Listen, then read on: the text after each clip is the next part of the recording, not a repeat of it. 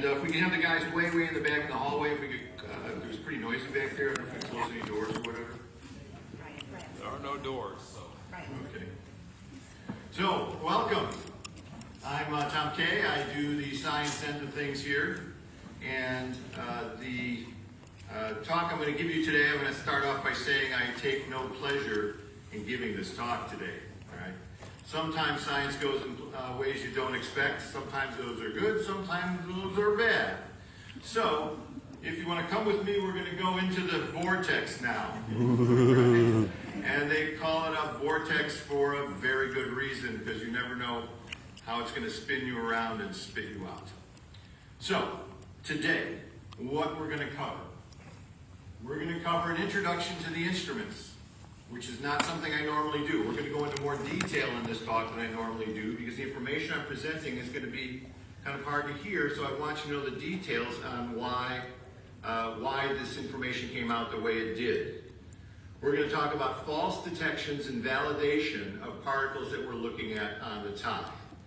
We're then going to look at the positions of the McCrone particles on the stubs. And then we're going to talk about smears and scars, which is going to be the new information I'm going to give you today that I was quite surprised to find in this most recent investigation. And then we're going to talk about smear locations. So we're going to start off looking at some historical stuff and what we've been doing, and then we're going to go on forward to some new things. So, in talking about the equipment, this is my electron microscope. All right, this is the one that's the workhorse of everything we do. This one is new. The one I was using before was from 1985, which is as antique as you can get. This one's only about 8 years old, which means it's fully modern. And TSS Microscopy in Portland was kind enough to give me a super deal on this thing, and that's why we have it. So I want to shout out a thanks to them. On the SEM is a different instrument. It's this one.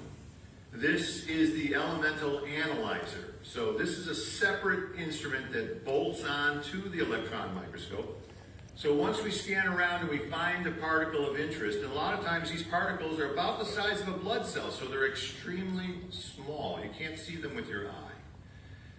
What we can do then is zap the particle, and we use this instrument to detect what the particle is made of. Now, we had a lot of particle discussions last year, but the problem was this instrument was broken in my lab. This instrument is $75,000 by itself. I had a bad board in this instrument. It was $18,000 just to replace the board. Now, I didn't pay $75,000 for this thing, and I don't have $18,000 to fix it. I had to wait for a used one to come up on eBay that was broken in such a way that I knew the board would be good. So finally, I was able to get the board replaced, and we're back up to speed now. So before this CooperCon, I did a dive into the particles on the tie, the McCrone particles specifically. So once you have all this equipment, how do we look at the particles? So you've heard a lot of talk about stubs. Well, this is the stub. So the aluminum thing right here. Can you see that red dot okay? Can you see the dot? Yep. Okay. The aluminum part under here is the stub. It's not very big. It's about a ½ inch in diameter. And that's what goes into the electron microscope for us to look at. It's also what we use to gather the particles. This black tab on top here, that's double-sided tape. It's a disc of double-sided tape, and it's made of carbon. All right, so it's carbon-based double-stick tape. So one side sticks to the stub, the other side sticks to your specimen of interest. The reason why I'm going into this detail that I don't normally do is because it's made of carbon. That means everything we look at has got carbon behind it, so we cannot use carbon as an identifiable thing when we're looking at our elemental analysis. So how do we get the particles on the tie? In this situation, here we are in the archive in Seattle here. This was back in 2008, and this was our first attempt to get particles on the tie. And this is where we found the pollen and opened this whole thing up. And you see I'm pushing the stub with the sticky surface down into the tie, and then we peel it off, and the particles come with it. So this is the process and how we get the particles onto the stub. Once they're on the stubs have their own little boxes that we put them in so they don't get contaminated. Each stub has got a serial number on it so we can keep track of what's what. And that's part of what we really have to be careful about, because if you don't keep track of where this stub was on the tie, et cetera, we may be really stalled about some information later on. After we get these stubs back in the lab, this is how they go into the electron microscope. So the electron microscope does not use light. There's no eyepiece on it. It's all electronic, and you get an image on the computer screen. So this chamber closes, it sucks all the air out of there, and then you're ready to go to work.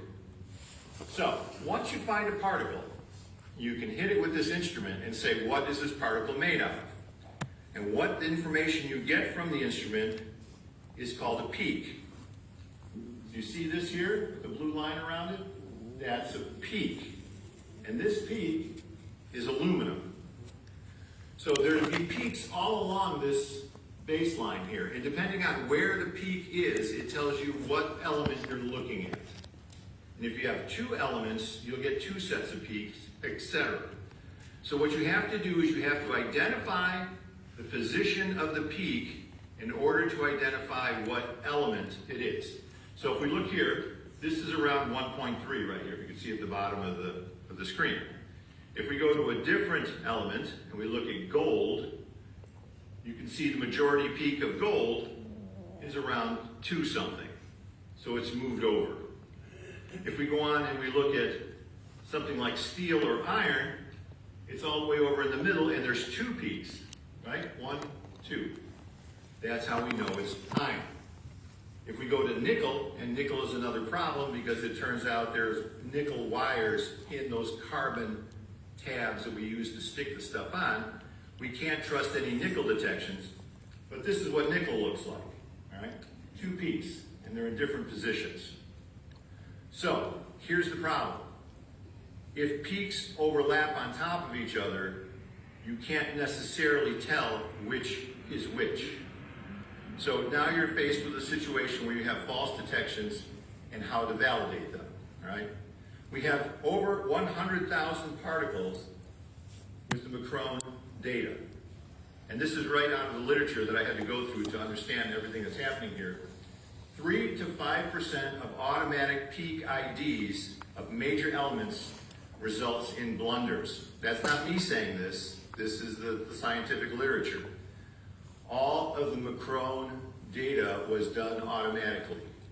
We have never seen any of the particles that the McCrone data refers to. Right? This is a problem. I told everybody this last year. I said before we move forward on the McCrone data, we should really see the particle. McCrone even has it in their own kind of bylaws that their thing is say before we make any reports, we look at the specimens. All right, we look at the specimens. So the problem is peak overlap. So there's certain situations where you can get the same peak overlaying the same place. That's a problem. Not normally a problem for me, because most of the time when you're investigating something under the electron microscope and doing this type of analysis, you have some type of idea about where it came from. You have a general idea. If I'm doing a fossil, I expect to see elements that are found in fossil bones. You know, I'm not expecting to see something out of left field. And if you do, then you have to be very careful about looking into it. In the case of the tie, we have no idea where it came from. And there's a zillion things on there that are ridiculous. I mean, it's not just a couple of overlap things that make the tie unique. The tie is unique in its own way. So as I'm looking into this, I said, okay, you know, ChatGPT, give me the things that overlie, the peaks that overlie, and what could be problematic. So that brings us to this list. So you can confuse these things, and they can confuse both ways. In other words, if you have oxygen, you can mistake it for lanthanum, and if you have lanthanum, you can mistake it for oxygen. So this is a problem. Iron can be messed up with fluorine. Magnesium can mix with arsenic, could be mistaken for arsenic. Aluminum, and you can't pronounce it, ytterbium, which I'd never heard of before, I had to look it up. Silicon and tungsten, which I was actually quite surprised at. Silicon's very common, but sometimes you do get tungsten, especially in a machine shop environment. Sulfur and molybdenum, but titanium and barium are a problem because we have a lot of titanium on the tie, right? We detect the titanium. But worst of all, certainly not joy to anybody's ears here, is antimony can be mixed up with calcium. Antimony, super rare. Calcium, super common. Problem, all right? That's a problem. So, I started looking into it further and I said, well, okay, have we messed up on the titanium? So I went back to this particle. This is one of our original titanium particles, and this is all titanium with a sliver of stainless in it. And if we do the elemental map, one of the things this instrument allows you to do is color code things according to their element. So here we've color coded the green as titanium, and the red is stainless steel. So what's interesting about this part is the stainless steel is smashed into the titanium. So this was some kind of a mechanical situation of stainless steel up to titanium. So because of this, we know that Cooper was involved in something that combined those two metals together in kind of a bolt-on fashion or something like that. So looking at the titanium, I took a spectrum of the titanium, and this is what we come up with. We come up with these peaks, okay? And we get these double peaks for titanium. Now you see the blue line around the outside? That is the software fitting a peak to the red. The red peak is what the instrument detected. The blue line surrounding the red peak is what the software expects a titanium spectrum to look like. So it fits very well. You see, it's virtually a perfect fit. So now we know we can mess up titanium and barium, all right? So what I did is I switched the blue line from titanium to barium. We'll take a look at this here. So now, in this situation, same spectrum, same specimen. Tall peak is a very good fit, and this is how you get messed up in an automated fashion. But look at this small peak down here. If you look at the blow up, you see how the peak, the blue line cuts across the red line? That means it's not barium. The fit is not perfect. The fit to the titanium is better than a fit to barium. All right, are you following this? Because this is usually way deep in the woods. This is the nuances of how you do this analysis and why it can be tough. So in this case, we know barium is not a good fit, titanium is, so we can say confidently that titanium on the tie is real titanium, especially if it has low oxygen, but that's another story. Let's look at another exotic element from the tie, lanthanum and cerium. Now in this case, there's lots of peaks that are specific to each of these elements, and there's enough of them that you can't get an overlap from other things. All right, so these two elements, which are very strange on the tie, are also clean detections. All right, so we can move forward on those. But when it comes to the antimony, here's the problem.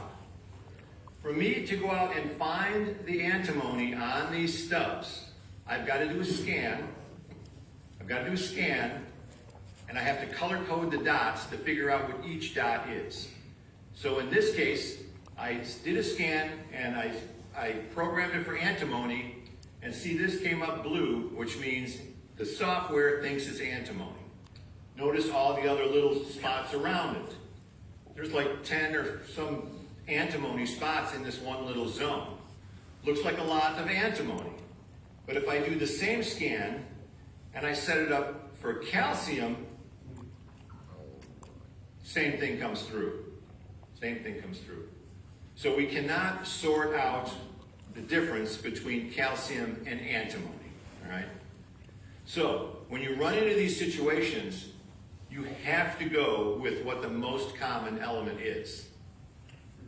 That would be calcium. So that means there's a 99% chance that calcium has been misidentified as antimony. If we could go find the individual particles, it doesn't mean antimony doesn't exist, but I gotta say statistically the chances of antimony being what we're finding on the tie are extremely low. If we had some information about where the tie came from, when we knew this guy worked in a factory that did have antimony, maybe you could say something else. But at this point in time, this is where we're stuck. So I tried very hard to go find the particles of interest, okay? So now we're going to look at the particle positions on the stub, which is going to lead into the next part of the talk, which one thing leads to another, and in this research, Cooper, if you've been in the Cooper world at all, you know this is always how it happens. So we have the XY positions of the particles. The McCrone data shows the XY coordinates of all the particles it found. And it even gives us kind of a relative average size of the particle. So what I did was I plotted out all the particle positions for stub 675, which is the antimony titanium stub. And what I was trying to do was I was trying to find a zone on this particle map that would say, oh, there's a cluster over here. And then I would go look on the stub and see if I could find that cluster. The problem is we don't know rotationally where the stub is. The stub is round. We have no idea which way north is up. So without that location, I can't go back to a specific place on the stub and find a particular particle. As you can see, there's zillions of particles on this stub. Even if I sort out something like aluminum, right? So here's all the aluminum locations. The aluminum locations are spread out evenly on this stub, which you're going to find out in a second doesn't actually make any sense and lead us to some information about how the McCrone scanning was. So there's no particular clusters of aluminum on this tie based on the XY locations given to us from McCrone. So what this tells us is McCrone did not detect all the particles, amazingly. All right, I'm going to show you proof of that in a second. McCrone got 100,000 particles off of our stubs, but this information leads us to believe that they didn't get all of them. All right, they did not get all of them. There is no north up marker on the stubs, and I've yet to find a way to figure out which way north was up. Thousands upon thousands of particles are likely misidentified. So we have to be very, very careful in the future moving forward on these things to make sure we know exactly what we're talking about. And every time we have an identification, we have to bias to the most common element, right? Now, most notably, this is not a fault of McCrone. This is inherent in the way this instrument works. The problem is there isn't another instrument that's easily available. It's possible, but not easily available to do an analysis on a particle the size of a blood cell. And if you do, you usually have to destroy it, all right? Maybe you've heard of a mass spectrometer. Well, if you could have micromanipulators, you could find the particle and you could pick it up and you could transfer it to a mass spectrometer, and then you burn it in a laser beam and the ions go and they measure, and then you can get some other information. But that's thousands of dollars a shot. It's just not, not something we can logically do.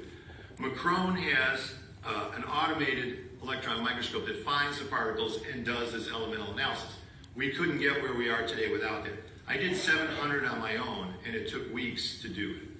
So it's just not possible. So, putting that aside for a minute, we do have an important new discovery, all right? In my process of trying to locate the circular orientation of these stubs, strangely enough, for the first time, I put the stubs underneath my regular microscope, a light microscope like you've seen in every lab in the world, and I looked at the stubs and I was quite surprised, all right? What I found was smears of particles, clusters of particles that are all grouped together as if you smeared them on the tie. I'll show you a picture in a second.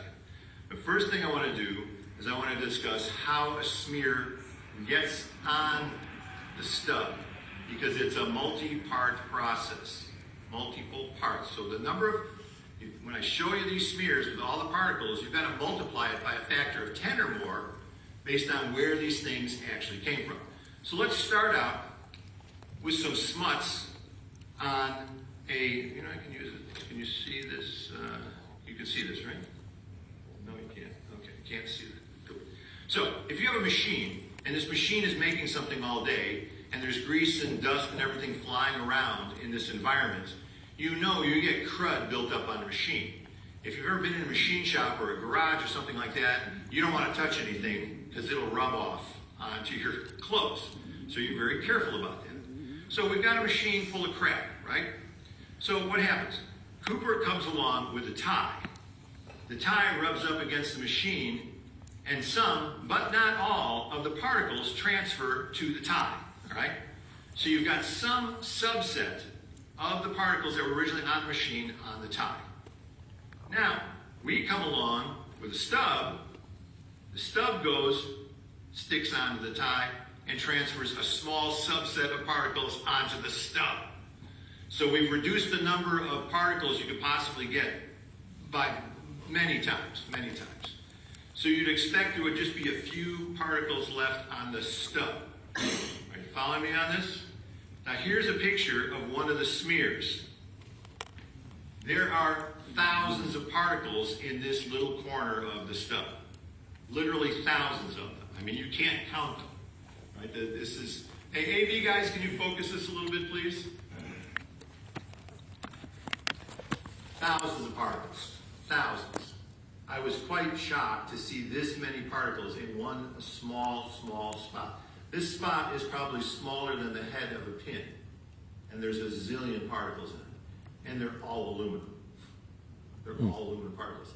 And under my regular microscope, they reflect like little mirrors. So when I was just looking at this stub, there were suddenly zillions of these things popped out as little reflective specks all in this one corner of the thing. So I started looking at the other stubs, and there's more smears on different stubs. Here's another one on the edge. Here's another different one on an edge of this one. Again, lots and lots of particles. Lots and lots of particles. Here's yet another one, and this is in a fairly small zone. This one has some weird striping in it, which I still don't know why that would happen. Right? So we've got all these particles. They're all aluminum in very tight clusters, obviously smeared on the tie. So you can imagine, right? Here's the tie. I'm wearing the tie. Somebody calls me out to the machine shop. I bend over the machine to look and see what's going on. I got stuff on my tie. Can you picture that? Yeah. Is there any other way to do that? It's not going to fly across the room and splatter on the top. He had to rub up against something with his tie to get these kinds of smears with this number of particles on it. Most importantly, the thing that the tie touched had to be super grungy, dirty to get this many particles in a two-step process transferred in that we could look at under the electron microscope. So, they're aluminum. Where do they come from? Well, we can take a closer look. Let's look at some scars. All right, this can be informative. At the top of one of the smears, there was this large aluminum particle. See this whole thing here? That's a fairly large particle compared to the little stuff. What we can do now with this new electron microscope, we can zoom in.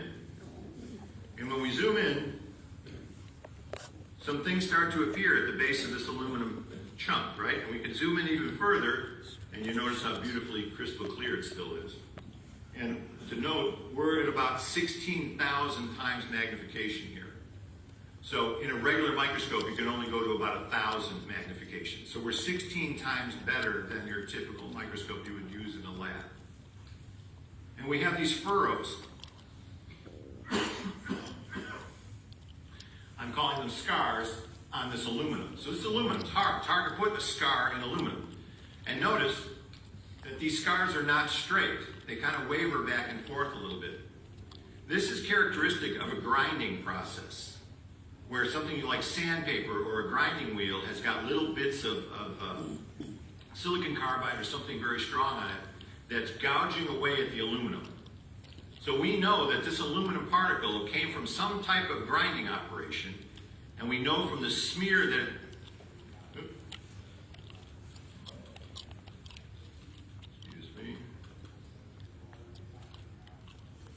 we know from the smear that they're all associated. They're all associated.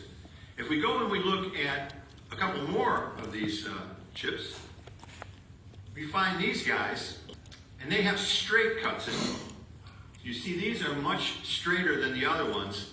These are made from a machine, usually some kind of rotating machine like a lathe or a drill bit. All right? This is not a grinding operation. So we can now identify two particular operations that are going on in a filthy environment with lots of aluminum shavings all over the place. And one of the final clincher things we found is this. If you guys probably don't come from a machine shop, and I can tell you, if there's any machine shop guys here, they will tell you this is a classic chip from either a drill operation or a lathe turning operation, and puts out these types of chips. Even these little bumps on the inside corner are quite classic. You see these circular cuts. It happens from a rotating piece of aluminum, something cutting into it. I see somebody shaking your head. Yeah, I see that. It makes sense. So all these smears are from one type of aluminum. So I said, okay, what type of aluminum is here, right? And here's where Cooper, again, throws us another loop. When we do the spectrum analysis on this aluminum, it should be a slam dunk, right? It should be a slam dunk. There's X amount of aluminums, alloys and stuff that have been used for years. This is not rocket science, all right? So we've got aluminum, 88%, right? Where's the aluminum here? 88% aluminum. Magnesium, common alloy thing for aluminum. The magnesium, 5.5%. Now, these numbers are not probably perfectly accurate, but that's not the point. The point is, if you go look for, and this is what I did, show me aluminum alloys that have magnesium in them, the most magnesium you get is like 0.5%, maybe 1% at the outset. Where the hell aluminum came from with a 5% or this high in magnesium content is the new Cooper mystery on the tie particles right now. Right? Crazy. Somebody look into this, because I can't find anything. If this is a specialty metal, it may be as interesting as the titanium antimony combination. Right? If there was a high magnesium content that was used in 71 in a very specific area, this may drag us into a different Cooper world where he's really sitting there. And we have a lot of this aluminum on the tie, so we know that this is somewhere he spent a bunch of time. So we know we have smear particles. We know they're all aluminum. We know that this came from a filthy environment. We know that he grabbed his tie and he walked into this environment and he, not paying any attention, got stuff on his tie. And that's part of why there's so many things on the tie. So I was pretty pleased with this at this point, right? I go, okay, we're making some progress. We found these smears. We know kind of the environment it came from. There's a lot of the same thing. It's not confusing. Then we get, as we dig deeper, we get into this, well, why magnesium? Why so much magnesium? So the last thing to figure out was, where were the smear locations on the tie? If I was a betting man, I'd say it's going to be right about here, right? Anybody agree with me that that's what makes sense? It would be on the front of the tie. If you're going to bend over, I see a few heads shaking. Great. Welcome to the vortex. Right? Because you know I'm going to tell you something right now that's going to throw this whole thing sideways and not make any damn sense at all. Again, I'm hitting my head in the lab, right? I'm stroking my head, going, what the heck is going on? Because the smear locations aren't on the front of the tie at all. The smear locations are on this guy, in the back. How the hell do you rub this up against something and get a bunch of crap on this part of the tie? Really? Especially with a tie clip? He's got a tie clip, right? And we know he had tie clips on from other divots in the thing. Please, Cooper, leave me alone. I'm taking enough torture, right? I can't take it anymore. So, the only thing I can think of, all right, and the speculation can run wild, because who the hell knows, and I kind of feel close to Cooper thinking about this, right? I can imagine a Cooper that started off in the machine shop, and he worked his way up through the company. Knows everything about everything, and he's a smart guy. We know he's pretty smart from what he did, right? They move him into management, they give him a tie. He doesn't really care about the tie because he's really a backroom kind of guy to begin with. They go, Dan, we're having a problem in the back room. Can you look at this aluminum stuff that we're working on? Walks into the back room, checking out the machinery with his buddy, very familiar. They hand him a part. He goes, here, look at this. And what does he do? He pulls out his tie and he rips off the part and takes a closer look. That's the only thing I can imagine with this Cooper, with Dan Cooper, our buddy. All right, that he didn't give a damn about this tie, and that's why it's a mess. And he used it as a portable rag to wipe off the stuff he was looking at. and he was in a machine shop that did a lot of aluminum. Oh my gosh, right? Who would have expected that? I did not. Now, I think it's a tell. All right, I think it's a tell. Because this is a weird thing to do. If you use your tie to wipe something off, you're a strange guy. So if you find a suspect and you're interviewing somebody that knew him, ask them if they did anything weird with the tie. Because if they say, yeah, he pulled out the back of his tie and did something crazy with it, you got Cooper. It's that simple, right? It's such a rare thing. It's nuts. So, in conclusion, we have now learned that elemental analysis is a tricky business with certain elements. Some elements, unfortunately, cannot be sorted out, as much as that pains me to say it. Titanium, cerium, lanthanum are valid. Smears on the tie group the elements together. All right? Because we have a smear, we know that all of those particles came from the same place. Now, it would be great if there was a mix of antimony or whatever in those smears, and we could say, okay, great, it came from one location. But our only situation with one location from the smears is this aluminum. So, aluminum new focus. Fortunately, it's not a common aluminum. This could be something, all right? I know there's some people disappointed right now, but the aluminum may be a good entry into what we're looking for. Guys like Vordahl and what he was doing and that RemCrew company, I think, are still the best shot for finding the combination of particles on the tie. So I think that's still the neighborhood we have to look in. The locations of the smears, another Cooper thing, another left turn in the Cooper world. I can't believe it. It just never ends. This Cooper thing never ends. So, the scars on this thing are most certainly from machining. There is really no other way to produce that. Machining produced the kind of smuts that has zillions of particles in it. And he certainly didn't give a damn about his tie. But we do have a hook. All right, so let's keep that in mind.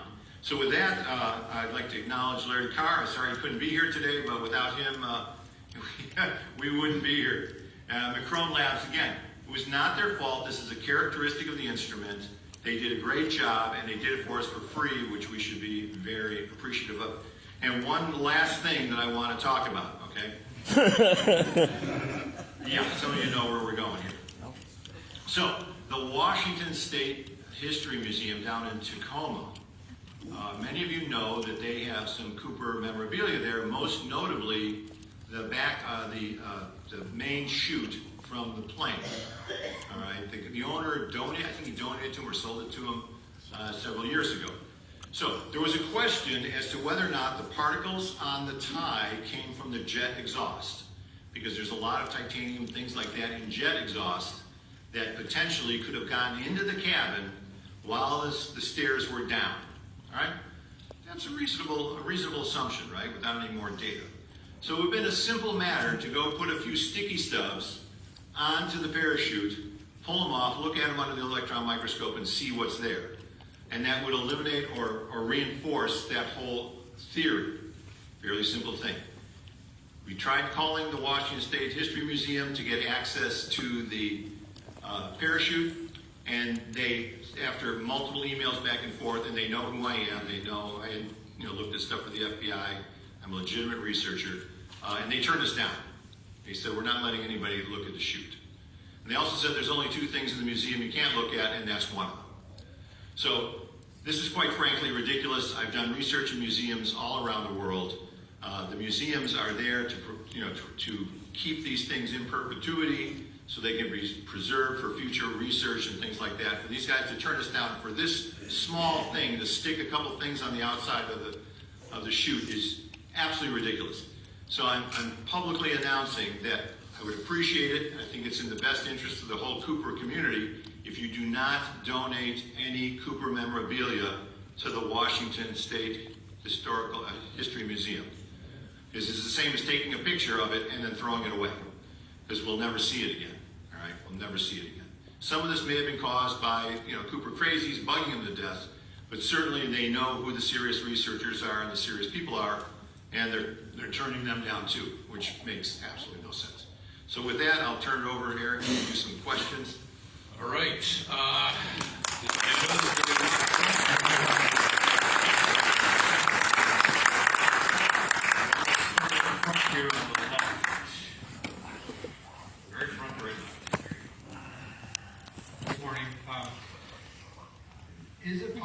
that the materials around the tie would be from a casual visit to the machine shop type of environment, or are you seeing indications it's from somebody that's there as a career all the time? I didn't hear the first part about that. What type of machine shop? Yeah, is this possibly, the materials on the tie, are they possibly from somebody that would just visit that machine shop and not be there regularly? Okay. Yeah. So there were quite a few smears, right? He would have to visit, I think there's 6 or 7 different smears on the tie. I can't imagine, especially on the back of the tie. Maybe it was on the front of the tie. You could say, okay, he was rubbing around and he got 6 or 7 smears on the tie because he was visiting for an hour trying to fix a machine. But having them on the back part of the tie, I have to think would be separate events, but that's speculation on my part. You can argue either way. Based on the fact that all the smears had one type of aluminum on them and an unusual type, I gotta think it all came from the same place and he worked there. Which is kind of a new piece of information. We had him as other areas and stuff. Maybe he was involved in a sales thing or something like that. Does that answer your question? Okay, questions? Marty? Tom, I think we should announce that CooperCon members suggest that nobody donate any money to the Washington History Museum until they provide you with access to the chute to get those samples that you need. No donations going to the History Museum. That's what I think. Thank you. That's great. Thank you very much. Thanks, Matt.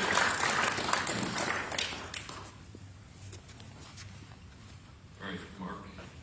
I just want to express my appreciation for all the hard work and insightful analysis that Tom Kaye has done. He's really, he keeps this whole effort focused, and he and I share a deep interest and conviction in the useful results of scientific analysis. We can all speculate, we have wild theories and everything, and then Tom grounds us, and today, flips us over upside down. But I just really appreciate the work he has done and continues to do. Thank you, Mark. Thank you. Okay, right here. Morning, Tom. Well, one thing I'm thinking about in a machine shop, and I've worked a little bit in that, usually you don't want to have any long sleeves or ties. So if he was happen to get up close to this machine while it was running and get caught in it, which maybe after he was wearing a regular tie-on tie and he almost got strangled a couple times, he bought a clip-on one, at least would come off his neck when it got caught in the machine. Or you get this stuff all over your hands. Working with stuff, and so he's probably fiddling with his tie, could transfer. And another thing you probably know is just down the road from Troutdale in Portland is Reynolds Aluminum. Did a lot of aluminum work over the years. I think they're still there today, but big aluminum plant. And that's the vortex spinning. See, that's the kind of information we needed. We didn't know about that. But clip-on ties were a standard in machine shops in the 50s, 60s for that very reason. You didn't want to get sucked into the machine by your necktie. So clip-on ties were the norm in an environment like that. And all the designers, engineers, managers wore these clip-on ties. Tom, I agree with Eric. I think it's really helpful to have science that we can look at. A question for you is, how do you reconcile the reality that we don't know the history of the tie? Thinking of D.B. Cooper, if I was doing something like him, I might try to disguise my face. I might try to wear clothes that people typically don't associate with me. So are these elements associated with this tie? Absolutely. What is the history connecting D.B. Cooper to this tie and how faulty that could possibly be? Any thoughts on that? So this is a common question. Did he buy the tie at a five and dime or resale shop, right? So there's no way to answer that specifically, right? What I can tell you is that of all the limited evidence there is in this show, this is the only piece of evidence that points backwards in time. All right, it's the only one that says where he came from. The money, the flight path, all that stuff is not going to help us look back in time to figure out where he was and where he came from. Certainly, it could be just a ridiculous endeavor because it was something that he bought at a thrift shop. But the arguments against that are it was a very, very cheap tie even back then, not the type of thing. Usually you try and find high-end items in a thrift shop for cheap, not cheap things for cheaper in a thrift shop. He seemed to be very comfortable doing all this stuff in a suit. You know, he had shoes and all this to match. So he was gentlemanly, right? He was not a jerk. So it's the surrounding information seems to fit a guy who was kind of a high-end guy and wore a suit comfortably and was nice to the flight attendants, even thought about the pilot bringing food on board to him.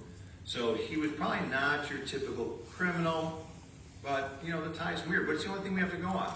All right, if we want to say that, we could say, well, you know, we don't know if Cooper was, you know, wearing all kinds of makeup and colored contact lenses and this. We could just blow out every piece of evidence we have on what ifs. So I'm going with it because it's the only thing we got. If it was something better, I'll investigate it, but right now, this is it. Tom, on your tables you showed up there, you said 5,000 series across the top for the aluminum, and then said it was a unique alloy. So is this actually a numbered 5,000 series alloy, or is this something that's just totally unique? So there's generic series numbers for aluminum. There's 6,000 series, 5,000 series. And what that 5,000 series means is there's magnesium in that series. Yep. But I could not find any alloys that had this high magnesium in a 5,000 series aluminum. Okay. So it's in that neighborhood somewhere. It's not a standard alloy. Which is, again, Okay. another Cooper mystery come to Okay. light here. I can tell you that aluminum, the 7075 alloy, has 2.5% magnesium. Okay. What else does it have? Does it have anything else in it? He's only had a little bit of copper. 5.6% zinc, 2.5% mag, and 1.6% copper. So we'd see the 5% zinc in the spectrum. Doesn't have any zinc. So it's not 7,000. See, this is the problem, right? Every time, yes, no, yes, no, yes, no. That's bad. Of course, I have a couple of comments. Number one, the gentleman over here, he's my spirit animal. Yes, I do think a lot of that suit came from somewhere else. Those were mod shoes. The suit was old, number one. Number two, is it a coincidence that Norman Hayden, who donated the two back shoots, ran a machine shop? And number three, yes, I think he wiped something down with that tie. I think he wiped down the fingerprints on the plane. I think that's why he took off his tie, because I think that's why they're very limited prints. Do you have any comments on any of that? So because of the carbon sticky stubs, right, we can't see things like grease and things like that that would have been wiped off on the tie. If I had the tie in my shop, I would put the whole damn tie in the electron microscope, you know, and then maybe we could see something interesting. But still, the tie itself, if it's not a nylon tie, if it's a cotton tie, cotton is carbon. So seeing things like a smear of your fingerprints or some grease or something on whatever you're wiping off would be extremely difficult to analyze. So that's kind of a non-starter, at least for my lab. I can't think of the instrument or where you'd send it if you had a lot of money, where you'd send it to detect that stuff. Tom, first of all, thank you for all the research and stuff you've done with the case. That was a really brilliant presentation. I loved it. One thing that you could be open to is with magnesium is a key component in dynamite. Could you be realistically open to the fact that you've just proven that the bomb was real if there was magnesium found on the tie? Well, no, because these are all information from the smeared particles, right? So all these aluminum smeared particles all have the same kind of signature. So you wouldn't expect to see a smear of aluminum coming out of a stick of dynamite. So you said that the tie was cheap, which makes me think it was probably mass-produced. Anything that's mass-produced is probably going to be exposed to some machinery of some sort. And the location of the smears being on the back of the tie, the area that was most protected with the clip, wouldn't have been exposed to much else, meaning there would be less chance of materials being wiped off of it as well. Has there been any research into the manufacturer of the tie and what the tie would have been exposed to in that setting before it was even sold to DB Cooper or whoever had it beforehand? So Eric can speak to that because he's done a lot of research on the history of the tie. But I can tell you that finding these types of particles on a tie is not common because we got a tie that was from an engineer at Boeing. He worked for more than a decade at Boeing, and he was very familiar with all the environments he was in. And he said you should find this particle, and this particle, and this type of thing on the tie. He told us specifically what we should find, and we didn't find it. So even a guy working at Boeing for 10 years didn't get this much smuts on the tie. But Eric can speak to the rest. I think it's, yeah, I mean, to answer your question, they don't sell dirty ties, so that's not going to be related to that. I think it's fair to characterize the particles on the tie, though, as sophisticated and unusual, something consistent with the specialty metals environment. Is that a fair characterization, Tom? Absolutely. Because what I detect is a lot of people thinking all of a sudden this could just come from anywhere. Like, I mean, what you've discussed here is that we've got another interesting particle in 5000 series, a little more sophisticated, used for pressure vessels, this kind of thing, which is completely consistent with what we've talked about all along the aerospace sector. So, in my mind, it actually lends that much more credibility that we're looking at a very small, specific, probably aerospace type environment or some sort of relationship when we're dealing with D.B. Cooper, which again, in my mind, is also consistent with a guy who skyjacks the jet and seems to be pretty familiar with it for what it's worth. But and also one other thing I'll say about the question regarding where the tie came from. There is evidence that indicates that the tie clip that was also found on the tie, Tom, you can show that there, it's the exact same tie clip. There's a lot of evidence that those two items were paired together for a very long time. So it would be very difficult to imagine a scenario whereby the guy purchased the tie at Goodwill the week before, and the tie clip happened to also come with the tie, which I've never seen, or he separately bought a tie clip that just happened to be consistent with what was paired with the tie for many years. So it does seem those two items were married together for a very long time. We know the tie was about 7 years of age. So if you're a betting person, and I am, that tie was probably purchased by D.B. Cooper himself, new, for $1.50 at JCPenney. There you go. I concur with Eric on that analysis. More tie speculation in a completely non-scientific manner, except for, I guess, psychological profiling. There's plenty of speculation in this whole world. You're not the first one. No, yeah, I just wanted to add more to it.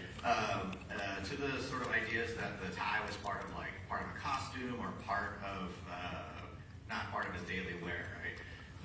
Everything involved with the crime aspect of this event, he took with him off the plane. The things he left were detritus, things you don't think about, right? Your cigarette butts, the tie, right? So if the cigarette butts are it's a habit, it's a thing you do. The tie is a habit, it's a thing you do, you put on. You don't think about it as, this is an aspect of the crime I'm committing I need to take with me, like everything else he took with him. So that's just the fact that it was left behind, to me, makes it seem less like it's part of a costume, or it wasn't something that he was typically used to wearing. That's all. The other thing about the tie is that the lights were off in the cabin and the seat was dark and the tie was black. Yeah. So it would be something easy to miss in the confusion. Yeah, if it's a costume, it's front of mind, but if it's something that you just wear all the time. Tom, another delightful presentation. Thank you, Mr. Mayor. Thank you, Mr. Every year, it's like, how much new stuff can you talk about in terms of the tie and particles? And you do it, man. It's great. It's great. One comment. I believe the proper pronunciation for schmeared gunky stuff is the Yiddish term schmutz. Schmutz. I believe it's spelled SCHMUTZ. I stand corrected. That's my Cooper contribution for the day. All right. I'm with you on the schmutz. Okay, we got about 6 minutes here, so let's get some more questions in here. Then I'll get back to we'll get somebody new here. Maybe somebody on the left, by that back. Come on, don't be shy. I'm just going to ask. You're free to speculate. Yes. Somebody tell me why you need a question the tie, please. Question, come on, Dave. All right, well, there we go. I talked to my good friend Dave.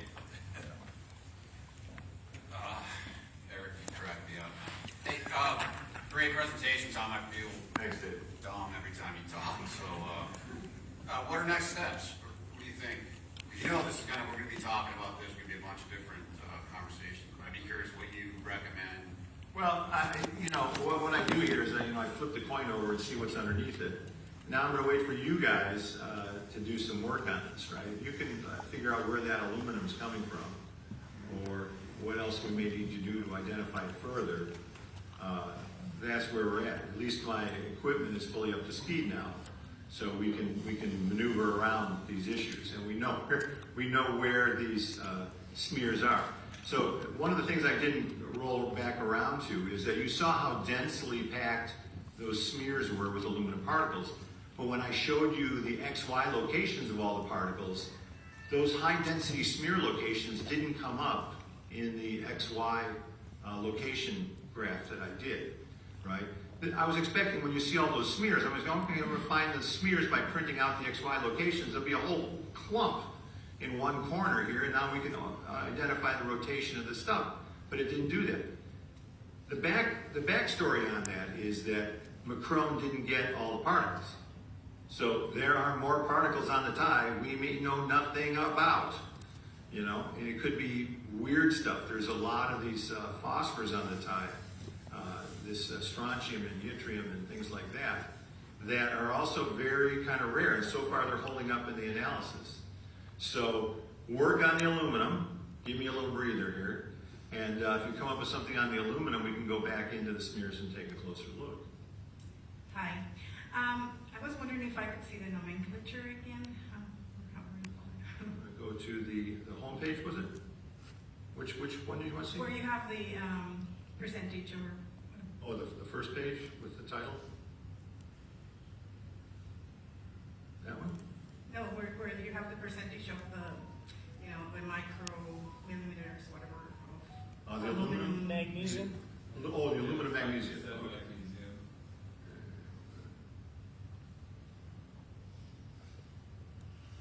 There you go. Okay. So I just wanted to have it on file. That's fine. We love that you're the media. I take it, yeah. Right. So secondly, I am not very good at speaking English, so I have a little bit of trouble following up. I don't know what's a smear. I imagine that it's like something, when they touch.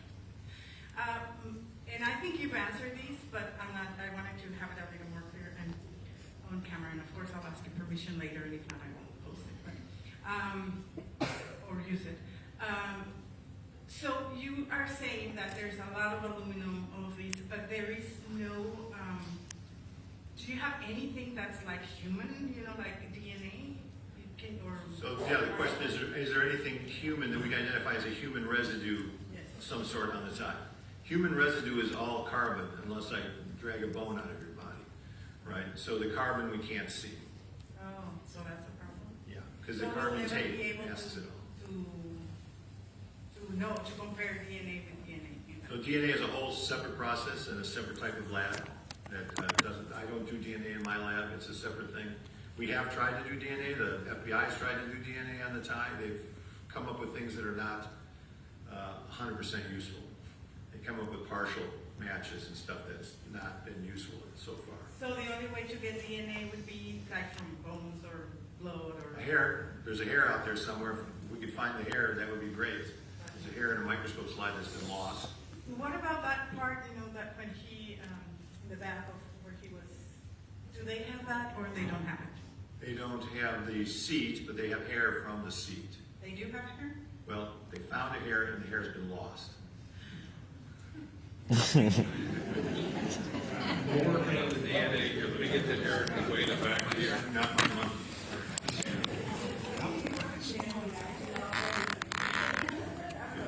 What's that percentage of magnesium?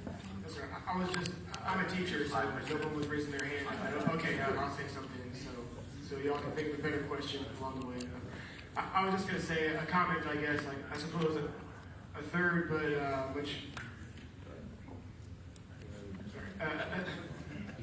a third, but maybe a much less likely scenario for the history of the time. It could have borrowed it from somebody else, I guess, or found it, but I don't think that's very likely, but like I said, I was just filling the silence void while somebody thought it was a better question. So. So you're just commenting that he could have gotten it from somebody else, but Yeah, like, so either it's his tie, right, or he got it at a thrift shop, or like he could have borrowed it from his brother who worked at a machine shop. well, these are the questions we can't answer in the Cooper world. We just can't do it. So we're gonna try and go down this rabbit hole as far as we can. It's the best rabbit hole we have. We don't know if there's a rabbit at the end, is the problem, which you never do though. All right, one last question here. It's 11 o'clock. Hi, so I just was wondering, is it possible or how difficult would it be to try to get comparative samples? So like if you went to a machine shop that produces aerospace, get a sample, do a comparison, machine shop X, Y, and Z, to kind of try to further, identify similarities or process of elimination. It seems like it's very time extensive, so I don't know how possible that even is. Well, a lot of stuff that happens in the machine shop, and I have my own machine shop, which I also have to be careful of because, if I had something contaminated in one of these specimens from my own machine shop, we would really, I wouldn't be a hero anymore, right? It would be horrible. So in my machine shop, I only use 6000 series aluminum.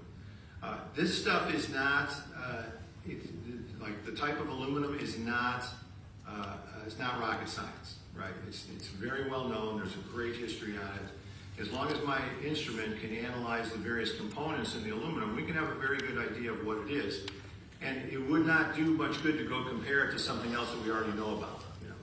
If that chip, that spiral chip, was some kind of weird thing we've never seen before, for instance, and this should be from a machinery, but I've never seen machinery make a spiral chip like this before, then you would go off and go look for comparative stuff and say, what machine could possibly make this? Show me a chip from this machine, we'll compare them side by side, see if it matches. We don't have anything yet in this scenario where that would apply, I don't think. Now, somebody may argue with me, but that's a good rule. Let me ask you one last question here. The titanium and antimony particles, which have been well reported, obviously, for the last year or so, point to room crew titanium, all that good stuff. If I understand you correctly, the titanium is titanium. We know that for sure. The antimony, the problem with the antimony is it may not be antimony, it may actually be calcium.